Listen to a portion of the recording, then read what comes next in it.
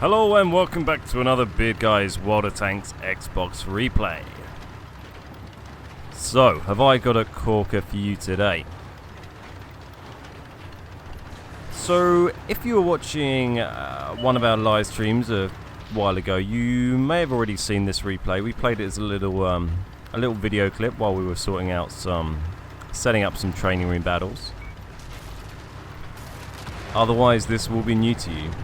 So this is a round I had in my Jagdtiger 88. It's the Tier 8 German premium tank destroyer. Available in the store for 10,000 gold, which is a pretty hefty amount of money. But if you're the kind of person who's willing to buy Tier 8 premium tanks and you like a tank destroyer, this is one I would hardly recommend. Though it probably is the only Tier 8 tank destroyer, premium tank destroyer in the game. There's a few Tier 7 ones. And I'm just going to let you enjoy this moment. I've charged into this great hold down spot. I've taken a risk from the artillery and just enjoy this for a moment.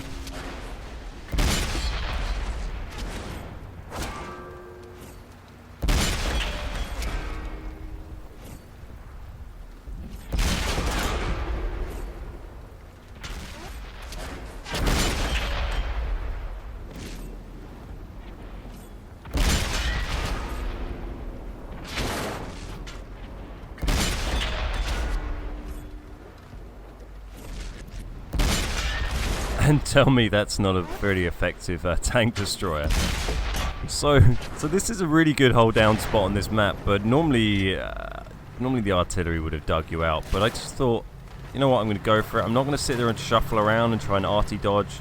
I'm just going to sit there, unload the rate of fire, the DPM potential of this tank, and see what we can do. And it paid off pretty effectively. We took, I think, one damaging shot throughout that whole encounter, maybe two. They were premium shells, I believe, fired by the Sherman on one of the enemy tanks. We managed to take down 3. We put a hit on that Tiger at the back, the Tiger 2. And the E-25 keeps poking round, but he's in a bit of a sticky situation now. And while he has maneuverability, he has very low alpha damage and basically no armor. So we move up on this guy. We've got 3 kills already, 10 damage shots, 3 minutes into the game. 10 damage shots is probably about 1,500 to 2,000 damage in this thing. There we go. So spin round the last minute and get the kill in the E-25. So we were trying, the whole time we were trying to keep our angle, sort of our armor angle towards this Tiger 2. He was the main threat really. It would probably take a dozen shots from the E-25 to kill me. But thankfully neither of them actually managed to hit me at all anyway. So other than rate of fire, this tank also is excellent due to its very strong superstructure and its ability to go hold down due to its good gun depression. We can find the Tiger 2. Should have gone for the drive wheel tracking shot just to make my life a bit easier here. Could have actually helped me out quite a lot. And again, but just keep getting teased. And now I could have just finished him off so quickly had I managed to track him. But there you go. You can't do everything right. And unfortunately, I pay the price in my my lazy shooting by getting smashed for half my health by the artillery. But never fear, the Tiger 2's dead. He didn't actually manage to do any damage to me whatsoever.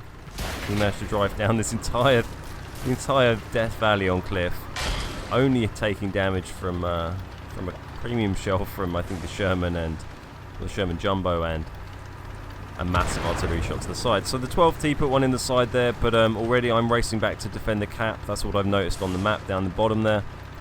They've got a lot of enemies near a cap, and I'm worried about getting capped out. I've had a really good round so far, and I don't want to lose. So I'm going to ignore the light tank, hoping someone else will mop him up, and I want to get back here and help out.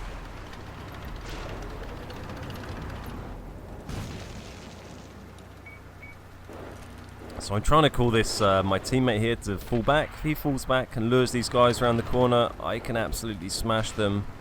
They don't seem to be rushing into cap, but he's either tracked or just unwilling to fall back.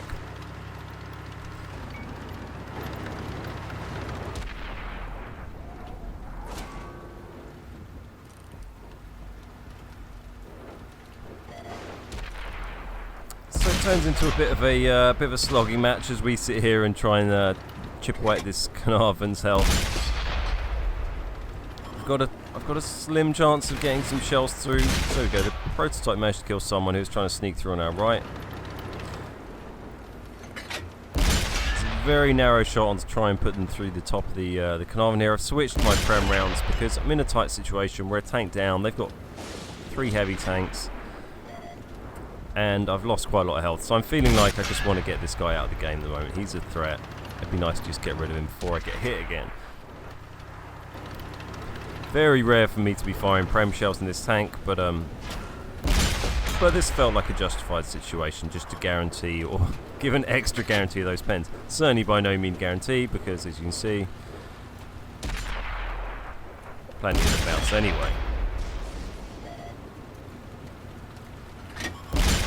And I'm by no means an expert on the intricacies of the turret armor of the Carnarvon, so trying to find little spots to put those shells in. We've got him down to a 1-shot finally.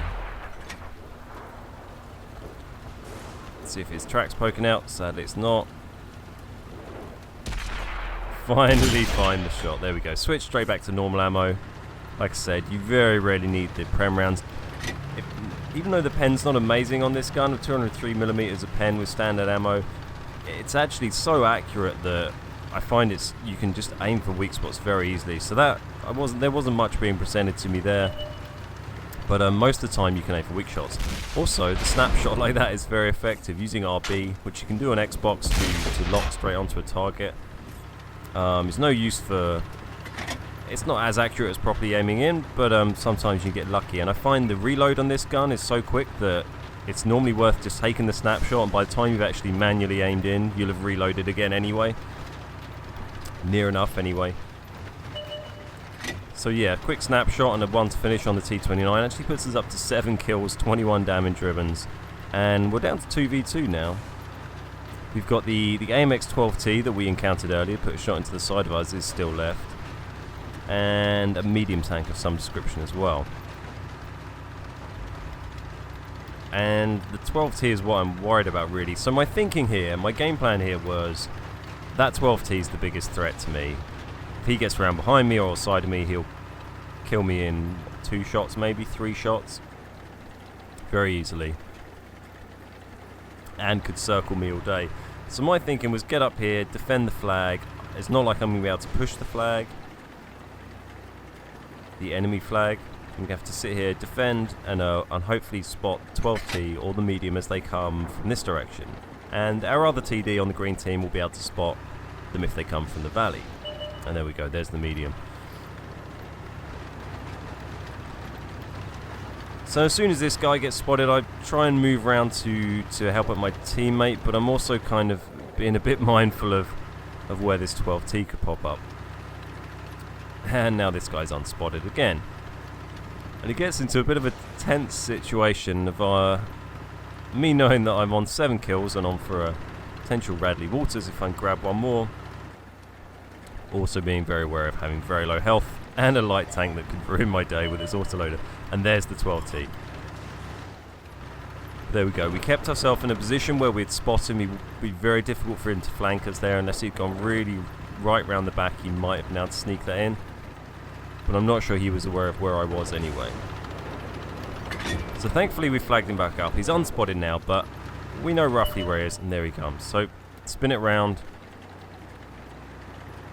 Just desperately try and keep our front facing this guy. Missed the moving shot. Then he actually stops. Presumably that was I think he just must have mucked up and slipped off his auto drive, because I don't know why he would have stopped there. But managed to get one shot in, which does help us out a lot.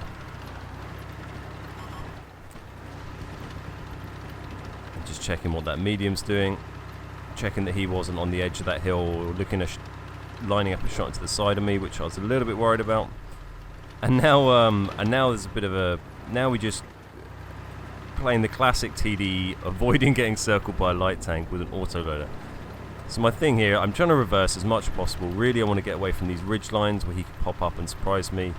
And I'm just trying to get... If I can get into the middle of that field, that's kind of the ideal situation to 6. It's going to be very difficult for him to flank me.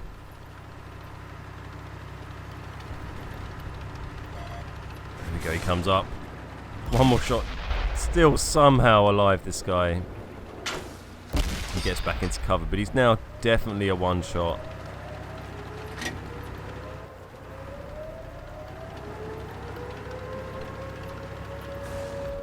And he gets unspotted, so I decide to push back up to the flag. So I'm keeping myself ready. I know that if he suddenly pops up on that ridge, I could turn and probably get a shot on him about as quickly as he could aim a shot in on me. I know he doesn't have great gun depression, and he's shown himself to be a little bit crazy and reckless so far, so I'm getting a bit more confident. There he is again. Don't quite manage to find the shot before he disappears. Probably could have got that away, but he escapes to find another day. Now I've got to give massive thanks to the other TD on my team. I'm not sure how much he's contributed damage-wise, but just the fact that he's managed to have this massive standoff with that medium tank has really helped me out. Because if that prototype died and the medium tank was loose, I would have been pretty screwed, I think. Because trying to fight both of them, there's the 12T again. Just manages to get away before I can take him down. And there we go, the prototype actually takes down the medium tank in the end.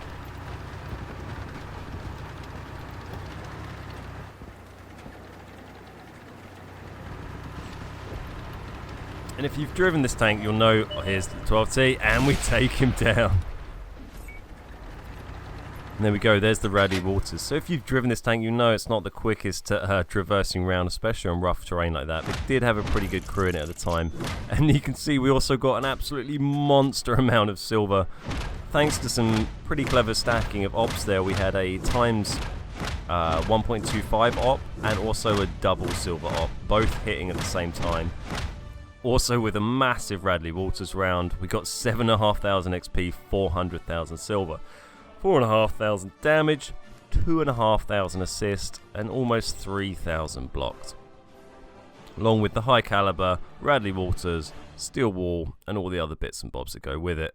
Mastery 99%, you'd like to think so for a round like that.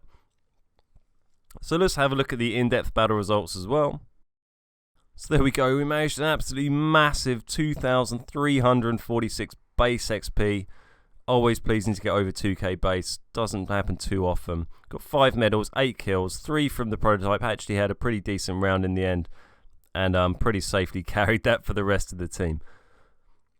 So I hope you enjoyed that. I thought that was a really nice example of just what you can do in that tank when you've got some nice matchmaking and you get yourself a little bit hold down and really take advantage of that rate of fire. At the early game there, we managed to hold down behind that rock, bounce shot after shot after shot. I think pretty much all of that bounce damage was in that first few minutes of gameplay rather than in the end game. Sat there, unloaded the rate of fire into everyone and absolutely cleaned up and made an absolute crap ton of silver. Even without those ops, I think that probably would have been 170, 180k game, something like that. So there you go. I hope you enjoyed watching that replay. I'm very pleased to bring it to you. I've been looking forward to getting this one up for a while. So please let me know what you thought in the comments. Let me know if you like this tank or if you're thinking of getting it now that you've seen that. Cool. So thanks for watching. If you like the video, please hit the like button and subscribe to the channel. We'd really appreciate that. My name's Ben. We're the Beard Guys, and I'll see you next time.